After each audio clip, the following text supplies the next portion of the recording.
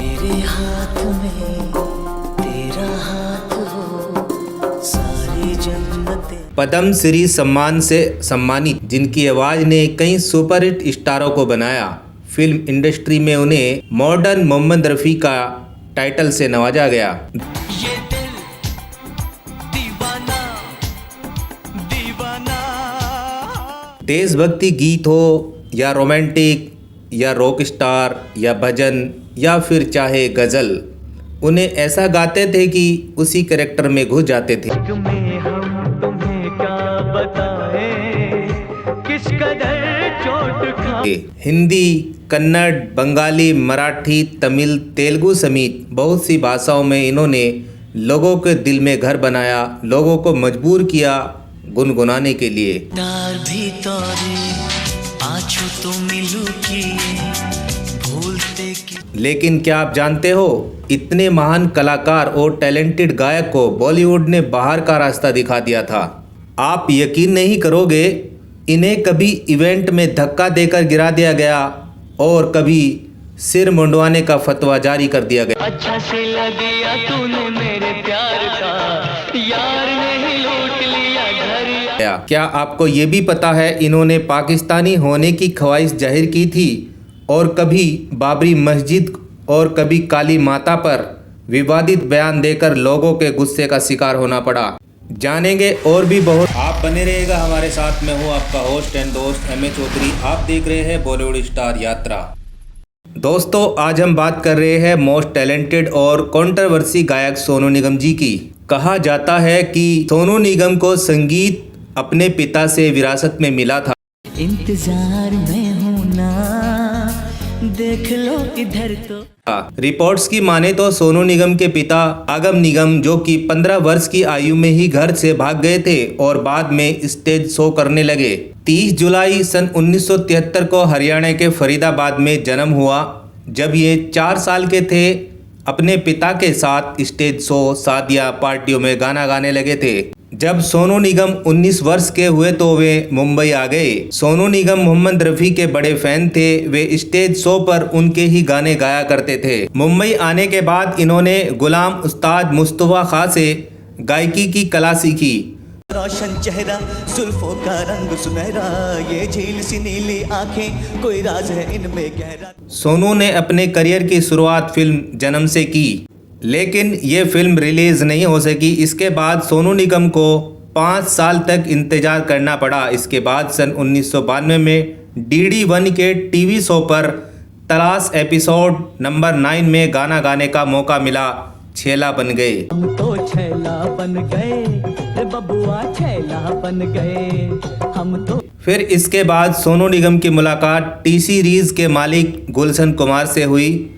इन्होंने मानो सोनू निगम की जिंदगी ही बदल दी। वर्ष 1992 में गुलशन कुमार ने टी सीरीज की एल्बम रफ़ी की यादें में काम करने का मौका मिला। इन्होंने रफ़ी साहब के गानों को नए अंदाज में गाया। पर्दा है पर्दा, पर्दा है पर्दा, पर्दे के। फिल्मों में सोनू निगम का पहला प्लेबैक गाना रिकॉर्ड हुआ सन 1993 में आई फिल्म आजा मेरी जान। गाने के बोल थे, ओ आसमां वाले आसमान वाले ज़मीं पर उतर के, जिसे लोगों द्वारा खूब पसंद किया गया। इसके बाद सोनू निगम को फिल्मों में काम मिलने लगा। सन 1993 से 1994 के बीच में लगभग 10 फिल्मों में इन्होंने गाने रिकॉर्ड किए। सन 1995 में आई गुलशन कुमार की फिल्म बेवफा सनम। जिंदगी की राहों में रंजो गम के मेले हैं,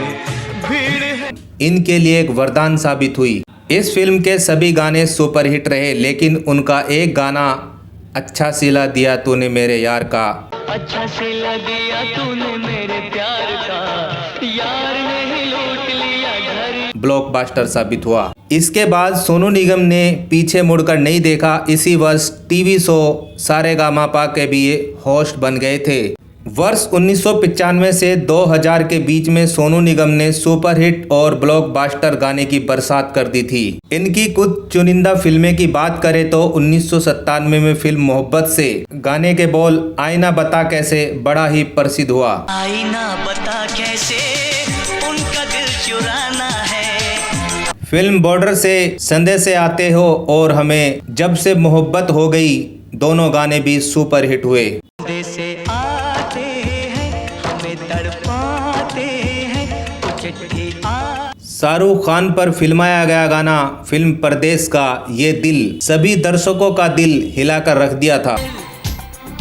दीवाना दीवाना। फिल्म हीरो नंबर 1 का गाना यूपी वाले ठुमका लगाओ ने पूरा यूपी बिहार ठुमका लगाने के लिए मजबूर कर दिया। यूपी वाला ठुमका लगाओ के हीरो जैसे नाच के दिखाओ था। वर्ष 1998 में आई फिल्म दिल से का गीत सतरंगी रे, फिल्म दूल्हे राजा, आँखियों से गोली मारे, अपने दीवाने का कर दे पूरा हाल रे की आँखियों से गोली मारे गाने सुपर डुपर हिट रहे। 1999 में आई फिल्म संघर्ष के गीत मुझे रात दिन, मुझे रात दिन बस मुझे चाहती। इस तरह सोनू निगम सबके दिलों में बस गए और सुपरस्टार बन गए। 2000 के दशक में सोनू निगम बुलंदी छूते गए और इनके गाने सुपरहिट होते गए। फिल्म कभी खुशी कभी गम, सूरज हुआ मध्यम, सूरज हुआ मध्यम, चांद जलने लगा। एक फिल्म और आई रिफ्यूजी, गाने के बोल पंछी नदिया पवन के झोंके। इनकी बहुत सी फिल्में आई और ज्यादातर फिल्मों के गाने सुपर डुपर हिट रहे। नदिया पवन के झोंके। आइए अब बात कर लेते हैं सोनू निगम की कंट्रोवर्सी की। ऐसे ही एक कंट्रोवर्सी की बात करें, 2015 में इन्होंने आम आदमी पार्टी के नेता को कुमार विश्वास का समर्थन करते हुए एक ट्वीट किया था। इसके बीच इन्हें बड़ा ही विवादों का सामना करना पड़ा। फिर वहीं 2017 में अजान को लेकर एक ट्वीट किया जिसके बाद बड़ा हंगामा हो गया था। सोनू निगम ने ये बोला था कि अजान की आवाज़ से नींद टूट जाती है और गुंडागर्दी करार दिया था। ये बोला था कि मैं मुस्लिम नहीं हूँ लेकिन आवाज़ से मुझे ना चाहते हुए भी सुबह उठना पड़ता है। ये ज़बरदस्ती की धार्मिकता कब कैसे ख़त्म होगी? तब मोहम्मद ने इस्लाम बनाया था, तब बिजली नहीं थी। एडिशन के बाद मुझे ये क्यों सुनना पड़ता है? मुस्लिम समुदाय इसके लिए बड़ा परेशान हो गया था। इस बयान के बाद कलकत्ता के एक मौलवी ने इनके खिलाफ एक फतवा जारी किया, जो कोई भी सोनू निगम के बाल मुंडवा कर और उसके गले में जूतों की माला पहनाकर देश में घुमाएगा, मैं उसे 10 लाख का इनाम दूंगा। फिर उन्होंने इसका पलटवार जवाब दिया। सोनू निगम ने मशहूर हेयर स्टाइलिस्ट अलीम हकीम को घर पर बुलाकर अपना सिर मुंडवा लिया। इस पलटवार के जवाब में मौलवी ने यह कहा, अभी हमारी शर्त पूरी नहीं हुई है, हम 10 लाख रुपए जभी देंगे जब सोनू निगम पूरे देश भर में जूतों की माला पहनकर घूमेंगे। इसके बाद सोनू निगम ने प्रेस कॉन्फ्रेंस बुलाई और बताया कि उन्होंने सामुदायिक मुद्दा बनाया था, ना कि धार्मिक। ये अजान के बारे में नहीं था, वे तेज आवाज़ के बारे में बता रहे थे। उन्होंने ये भी बोला था कि मंदिर गुरुद्वारा का भी जिक्र किया, इस पर किसी ने ध्यान नहीं दिया। एक और कंट्रोवर्सी में सोनू निगम एक वायरल वीडियो क्लिप में नवरात्रों में मीट को बैन करने की बात कही और उन्होंने ये राय दी कि मीट बंद ना किया जाए, क्योंकि एक व्यक्ति अपना मीट बेचकर अपना पेट पालता है, उसे किस बात की सज़ा दी जाती है। कुछ लोगों ने इनकी इस बात का सपोर्ट भी किया और विरोध भी किया और उन्होंने एक बार ये तक बोल दिया था कि वे पाकिस्तानी सिंगर होते तो बेहतर होता। उनका कहना यह था कि भारतीय सिंगर को टैक्स देना पड़ता है और जबकि पाकिस्तानी सिंगर यहाँ गाना गाने आते हैं और उन्हें कुछ नहीं देना पड़ता।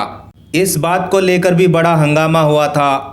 एक बार फिर सोनू निगम ने बाबरी मस्जिद शहीद होने की बात पर गलत बताया था। उन्होंने बोला था कि बाबरी मस्जिद तोड़कर मंदिर बनाया, ये गलत नहीं है, बाबर ने गलत किया था, तुम भी गलत कर रहे हो। 2023 में एक इवेंट में इनको धक्का दिया गया और इनके उस्ताद के बेटे को साथ भी बदसलूकी की गई और उनके बाउंसरों के साथ भी। फिर उन्होंने इसकी एफआईआर कराई, उसकी जांच कराई।